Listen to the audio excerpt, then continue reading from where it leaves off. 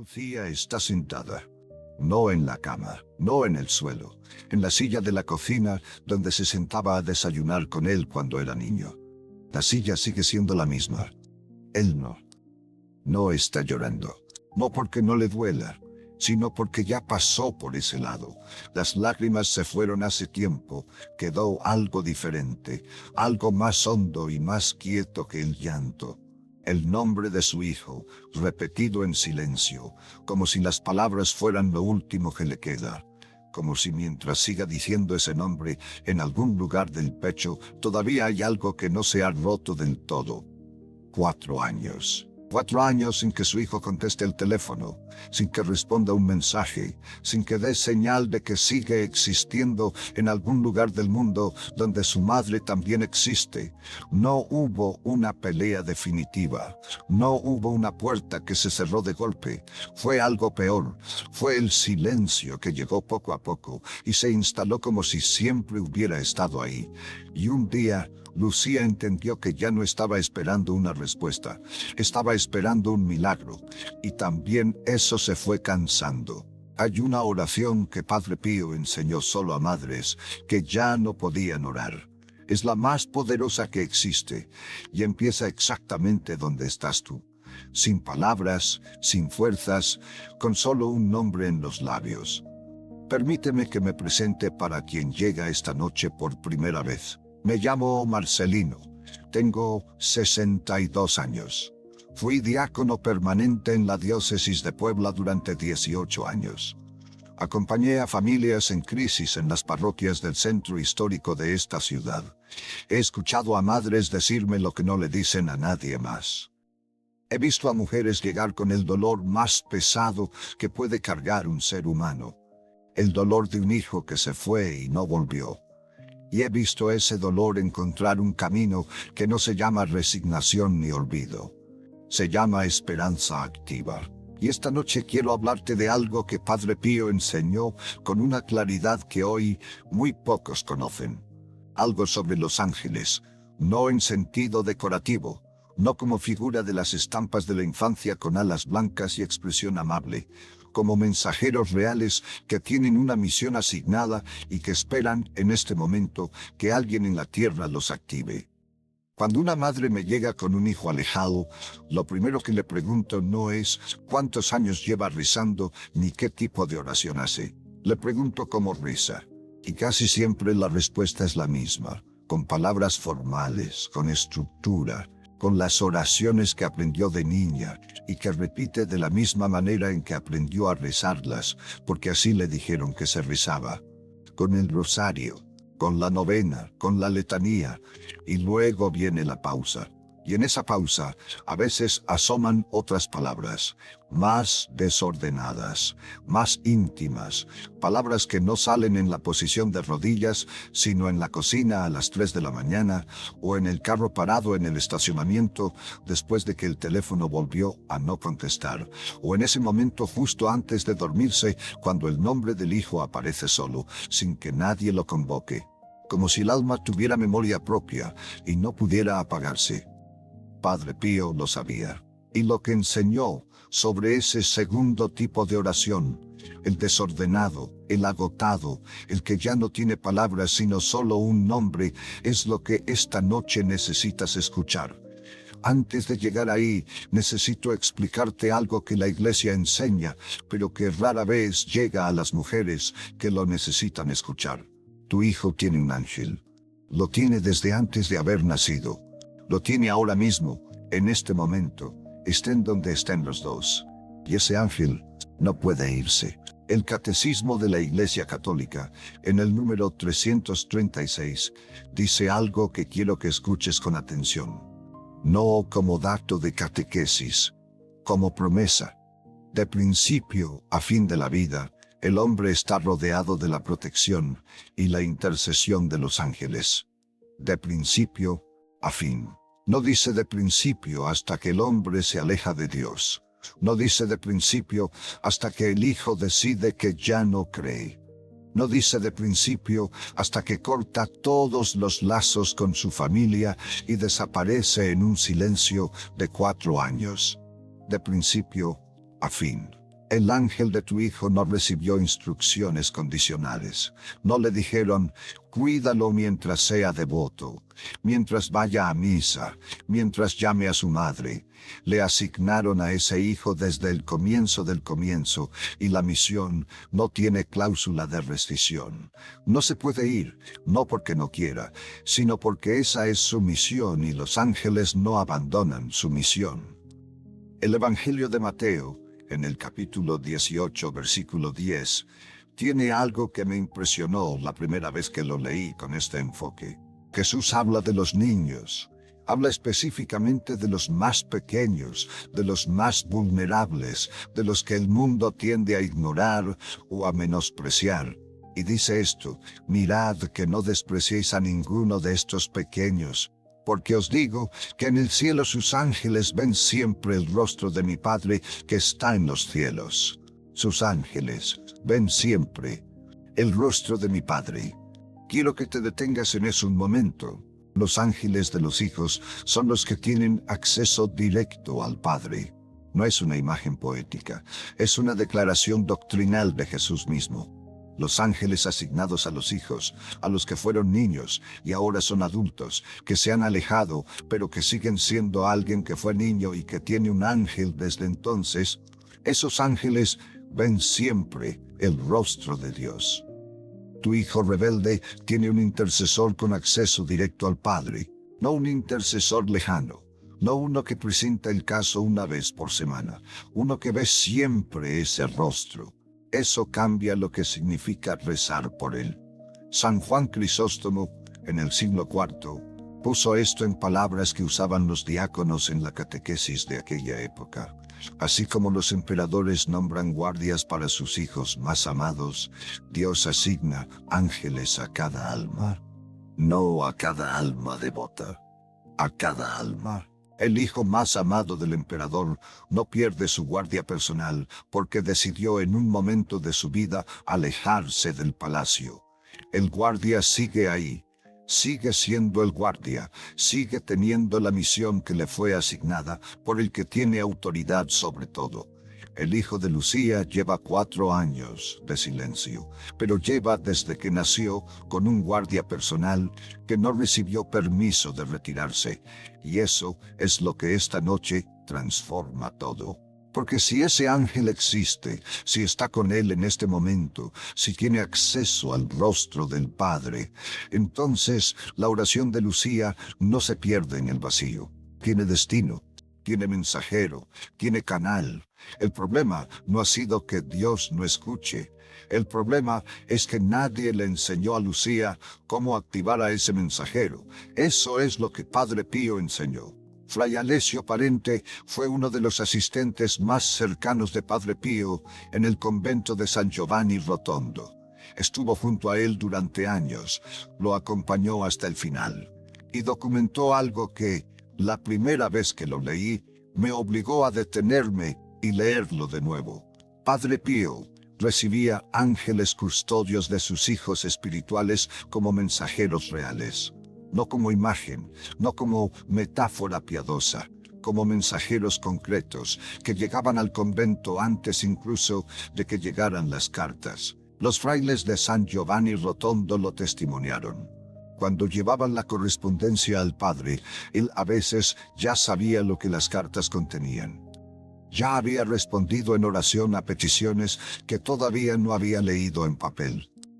Y cuando los frailes le preguntaban cómo era posible, él lo decía con la misma naturalidad con que describía el tiempo. ¿No visteis todos esos ángeles aquí a mi alrededor? Eran los ángeles custodios de mis hijos espirituales, que me traían sus mensajes. No lo decía como visión mística extraordinaria. Lo decía como descripción de algo que pasaba con regularidad, como quien describe que la correspondencia llegó temprano. Los ángeles de sus hijos espirituales llegaban con mensajes, y Padre Pío los recibía, los escuchaba y respondía. Lo que eso implica para Lucía esta noche lo explicó el propio Padre Pío en algo que documentó también Fray Alessio Parente. Cuando alguien necesitaba comunicarse con él y no podía hacerlo de otra manera, Padre Pío tenía una instrucción que daba con regularidad a sus hijos espirituales. Si me necesitas, mándame tu ángel custodio. No lo decía como consuelo vago. No lo decía para cerrar una conversación con una frase amable. Lo decía como instrucción operativa. Mándale al ángel custodio. El ángel irá, llegará. El mensaje será recibido. Esto, que el Padre Pío aplicaba a su propia intercesión, revela algo más profundo todavía sobre los ángeles custodios. No son solo guardianes que protegen desde afuera, son mensajeros que pueden ser enviados, son colaboradores del alma que los invoca. Y si eso es así con el ángel propio, lo que Padre Pío enseñó implica algo que Lucía necesita entender esta noche. El ángel del Hijo no solo está con él, está disponible para ser activado por quien, en la tierra, clama por ese Hijo con amor verdadero. La madre tiene autoridad sobre el ángel de su Hijo, no en sentido de poder, en sentido de amor. El amor de una madre por su hijo es una de las fuerzas espirituales más reconocidas en la doctrina de la Iglesia, no como emoción solamente, como peso, como sustancia, como algo que en el plano espiritual tiene un valor que los ángeles reconocen. Y la oración de una madre que ya no tiene palabras, que solo tiene el nombre de su hijo y las últimas fuerzas que le quedan, esa oración tiene un peso que las letanías perfectamente recitadas no tienen. Aquí viene lo que nadie te va a decir en ningún sermón. Padre Pío enseñó algo sobre la oración nacida del agotamiento total que me costó años comprender. No lo enseñó en una conferencia. Lo enseñó en el confesionario, en los despachos de dirección espiritual, en las conversaciones privadas con madres que llegaban a él exactamente como llega Lucía esta noche, sin lágrimas, sin palabras formales, sin energía para la forma. Lo que enseñaba era esto: la oración que nace del agotamiento total tiene un peso espiritual diferente. No más palabras, no más peticiones formadas con cuidado, no más la oración que suena como oración porque tiene estructura y versículos y el ritmo correcto, solo un nombre, pronunciado desde el fondo, desde el lugar donde ya no quedan más capas que remover, desde donde el alma está completamente expuesta porque no le queda energía para protegerse. Y Padre Pío enseñaba que ese estado, el que la madre siente esta noche como debilidad, como fracaso espiritual, como evidencia de que ya no sabe ni cómo rezar, ese estado es precisamente el estado del alma más cercano a la rendición verdadera. No la rendición que abandona, la rendición que entrega, la que dice: ya no tengo fuerzas, toma esto, toma lo que queda. Toma el nombre de mi hijo, que es lo único que me queda en los labios, y haz con eso lo que yo ya no puedo hacer. Y esa entrega activa algo que la letanía repetida con energía no puede activar. Activa al ángel de una manera especial, porque el ángel ya está con el hijo. Ya lo conoce, ya sabe dónde está. Pero espera la señal, espera que alguien en la tierra haga esa entrega completa, esa invocación desde el fondo, para actuar con la urgencia que solo se activa cuando la madre ya no puede más.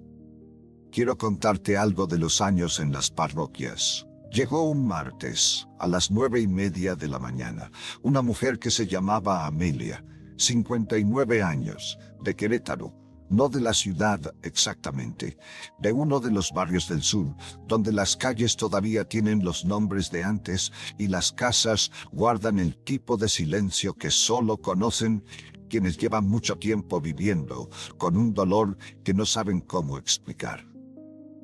Llegó sin llorar.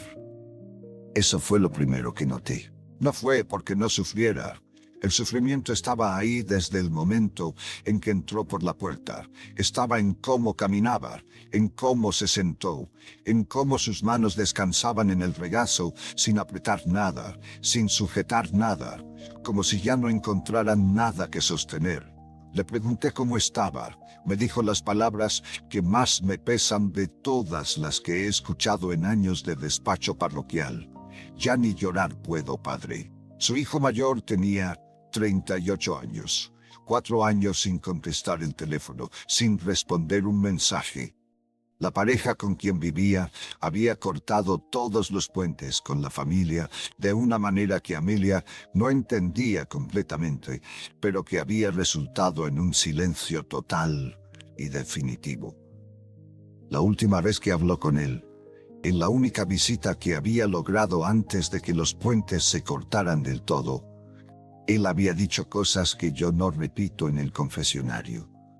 No porque no pueda, sino porque no hacen falta. Amelia ya los cargaba con ella. No necesitaba repetirlos para que yo entendiera el peso. 4 años. Y Amelia había rezado. No de manera ocasional, de manera sostenida, diaria, perseverante. Había rezado novenas, había encendido velas, había pedido misas, había ido a buscar a sacerdotes que tuvieran algo nuevo que decirle. Había rezado el rosario entero tantas veces que ya no podía saber si lo rezaba con fe o por inercia. Y nada. No digo que Dios no escuchara. Digo que Amelia ya no podía saberlo. Ya no podía distinguir entre el silencio de Dios, que espera el momento correcto, y el silencio del vacío, donde las oraciones se pierden sin que nadie las reciba. Ese agotamiento, le dije, no es el fin de la oración, es su forma más poderosa. Y entonces le hablé del ángel de su hijo. Lo que le expliqué a Amelia esa mañana es lo que quiero explicarte esta noche. El ángel custodio de un hijo no está esperando que el hijo lo convoque. No puede. Un hijo que se alejó de la fe no convoca a su ángel. Un hijo que decidió que Dios no existe no pide su intercesión. Un hijo que lleva 4 años de silencio con su madre probablemente no está teniendo conversaciones espirituales profundas por las noches. Pero el ángel sigue ahí, y el ángel puede ser activado desde la tierra, no por el hijo, por la madre. Le hablé de lo que Padre Pío enseñaba sobre los ángeles custodios como mensajeros reales. Le hablé de Fray Alessio Parente y de los ángeles que llegaban al convento antes que las cartas. Le hablé de la instrucción que el Padre daba con regularidad.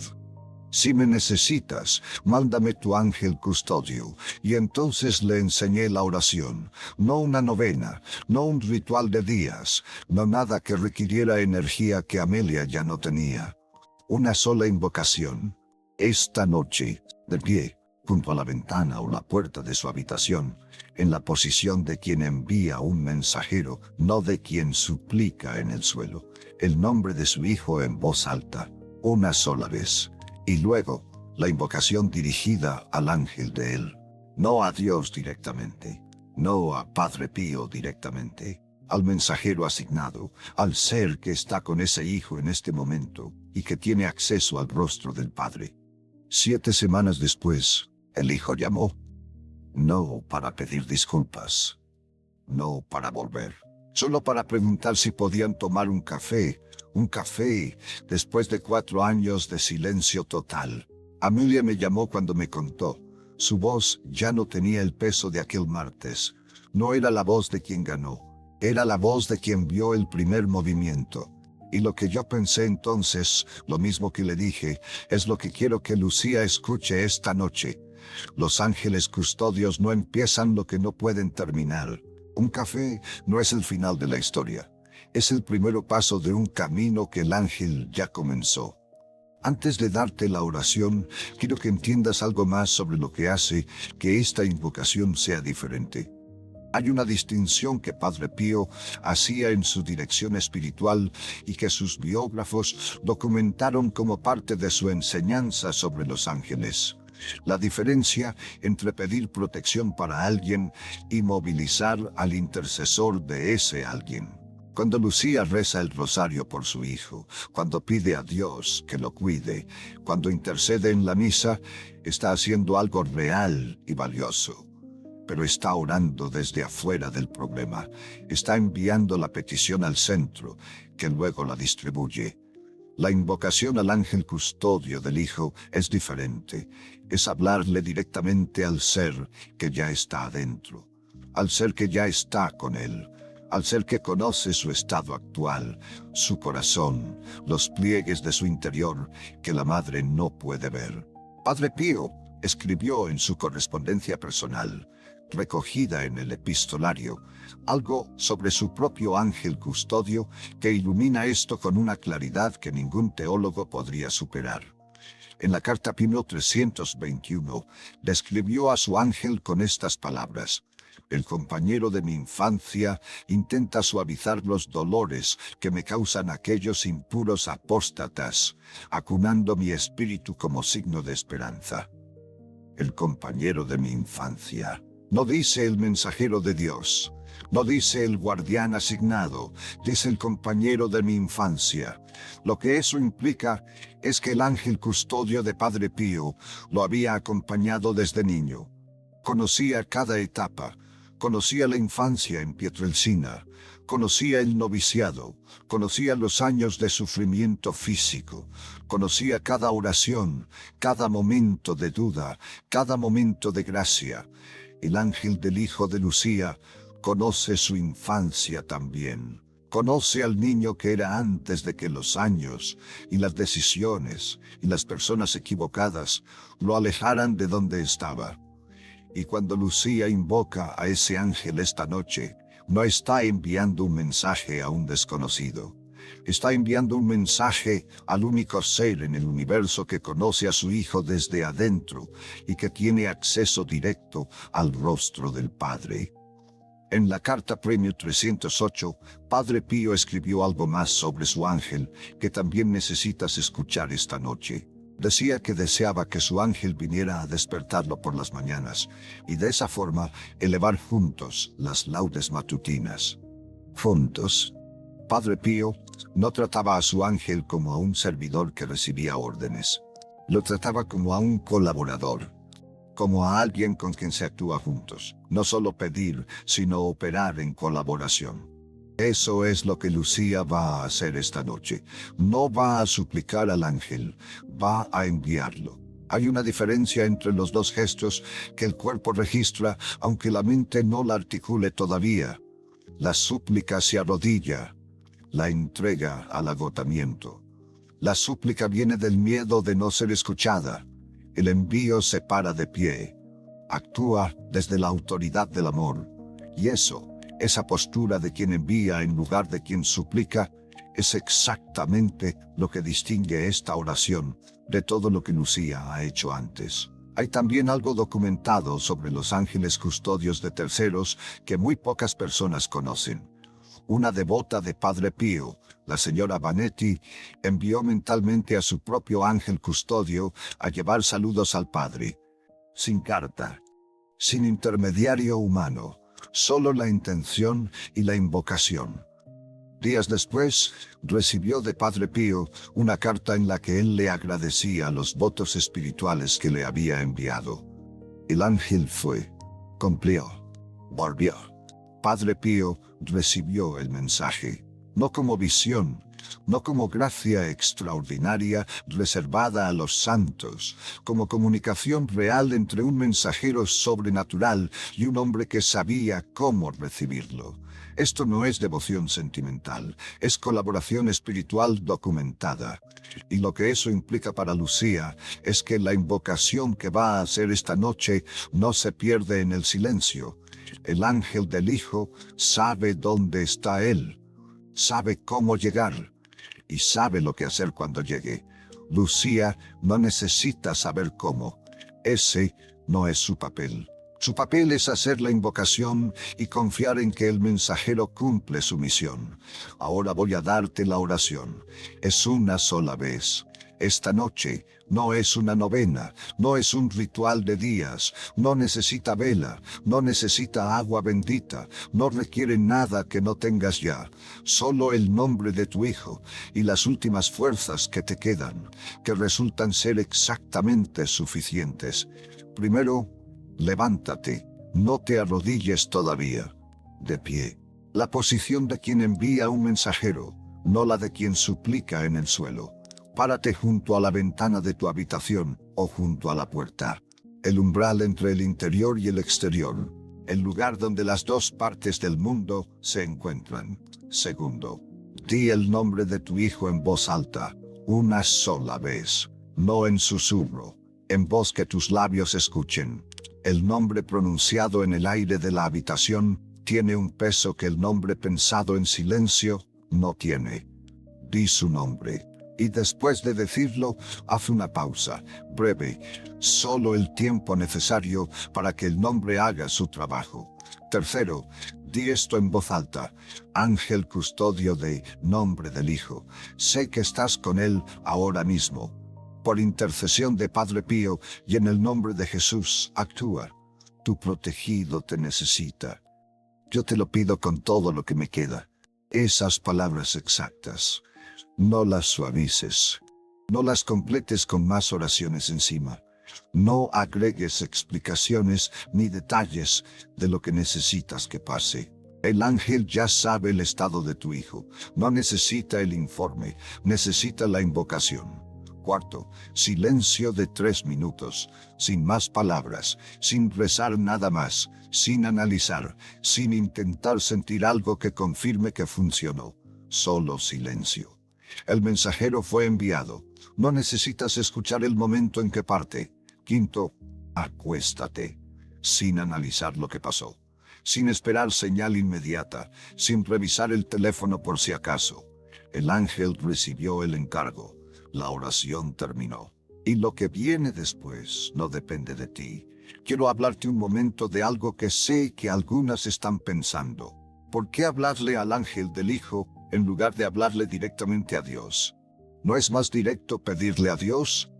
Padre Pío tenía una respuesta para eso. No con esas palabras exactas, pero la dirección espiritual que dio a sus hijos espirituales contiene la respuesta. Cuando le decía a la gente, mándame tu ángel custodio, no lo decía porque Dios no estuviera disponible. Lo decía porque el ángel ya estaba en el camino. El ángel del Hijo ya está con él, ya sabe dónde está, ya conoce el estado de su corazón. Enviarlo no es rodear a Dios, es usar el canal que Dios ya estableció para ese propósito. El catecismo en el número 336 no dice que los ángeles son prescindibles porque Dios puede actuar directamente.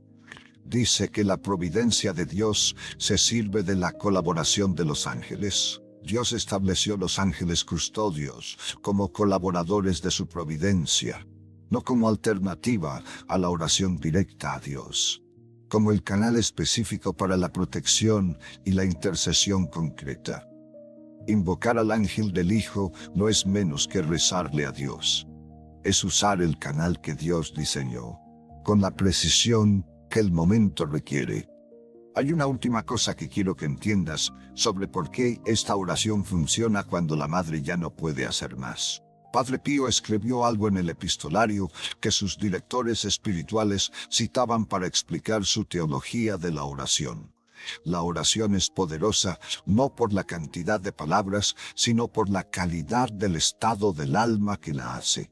El estado del alma que Lucía tiene esta noche, el agotamiento total, el nombre en los labios sin más fuerza que eso, no es el estado más bajo de la oración. Es el estado más limpio. No hay ego en la oración del agotamiento. No hay agenda. No hay la esperanza de que Dios note que estás rezando muy bien. No hay nada que no sea el nombre del Hijo y las últimas fuerzas que quedan. Y ese estado es el que la oración desesperada produce, no a pesar del agotamiento, por el agotamiento. El padre del hijo pródigo, en la parábola que Padre Pío citaba con frecuencia en su dirección espiritual de madres, No salió a buscar al hijo cuando tenía energía. Salió a su encuentro cuando lo vio venir desde lejos, sin saber si era él, corriendo como corre quien ya no puede esperar más. El amor desesperado que ya no calcula tiene un poder que el amor ordenado y paciente no siempre alcanza. Esta noche, la oración de Lucía no empieza a pesar de que ya no puede más. Empieza exactamente porque ya no puede más. Y el ángel de su hijo, que lleva años esperando que alguien desde la tierra lo active con esa urgencia, esa noche recibe el encargo. No el encargo de resolver todo, el encargo de dar el primer movimiento. Y los ángeles custodios, como le dije a Amelia después de que su hijo llamó para preguntar por el café, no empiezan lo que no pueden terminar. Esta noche, antes de dormir, de pie, junto a la ventana o la puerta de tu habitación, el nombre de tu hijo en voz alta, una sola vez, y luego en voz alta, ángel custodio de nombre del hijo, sé que estás con él ahora mismo. Por intercesión de Padre Pío y en el nombre de Jesús, actúa. Tu protegido te necesita. Yo te lo pido con todo lo que me queda. 3 minutos de silencio y acuéstate sin analizar. El ángel recibió el encargo.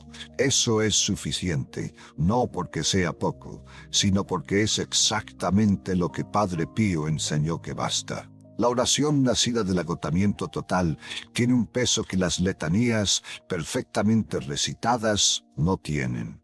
El nombre de tu hijo pronunciado desde el fondo de lo que te queda viaja hacia el ser que está con él en este momento, con una urgencia que las oraciones ordenadas no pueden igualar. El ángel de tu hijo lleva desde que nació esperando esta noche, esperando que alguien desde la tierra le diga, ve. Actúa, tu protegido te necesita. Esta noche eres tú quien lo dice. Esa es la oración más poderosa que existe, no porque tenga las palabras correctas, sino porque la hace la madre que ya no tiene nada más que dar excepto el nombre de su hijo y el amor que no supo cómo apagarse. Que Padre Pío proteja tu hogar esta noche y que el primer movimiento que llegue, aunque sea tan pequeño como una pregunta por un café, lo reconozcas por lo que es. No el final de la historia, el primer paso de un camino que el ángel ya comenzó. Cuídate.